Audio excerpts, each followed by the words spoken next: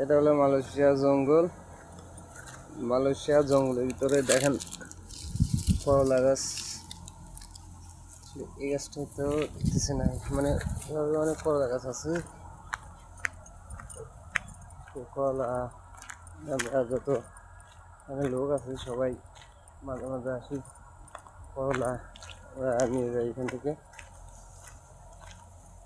মানে আপনার আজব একটা এই যে করলা গাছ, এই করলার ফুল আইছে কত, এগুলা করলা গাছ।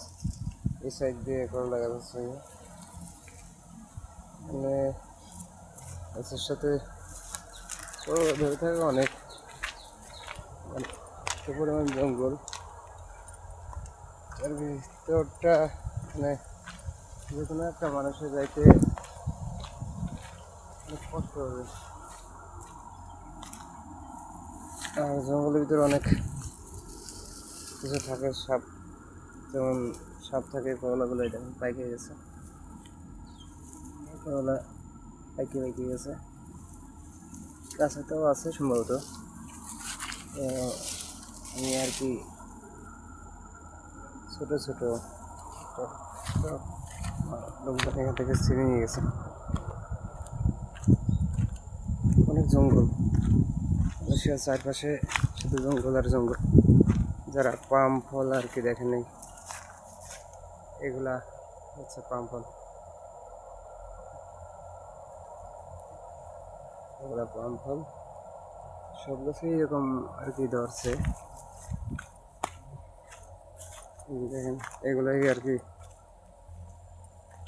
যারা পাম ফলের কাজে আসে তারা এগুলো খায়। দেখেন পাখি, এগুলো জঙ্গলের ভিতর সবচেয়ে বড় একটা বিষয় হলো মুরগি আছে, মানে দেশি মুরগি। ওই ভিতরে এত পরিমাণ মুরগি, আর সেই মুরগিগুলো আপনি কখনো ধরতে পারবেন না। বাংলাদেশে দেখা যায় যে এরকম আছে পাখি, পাখি যেভাবে উড়ে যায়, মুরগিগুলো তার চেয়ে মানে দ্রুত বেশি গতিতে উড়ে যায়। তো সবাই ভালো থাকবেন। মালয়েশিয়া পাম বাগানের যারা কাজ আসবেন, এই সাইড তো আসলে একটু জঙ্গল কম, আমরা আসতে পারি। আসলে ভিতরে দিয়ে দেখার মতো, মানে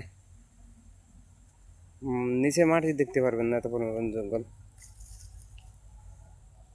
অতিরিক্ত জঙ্গল।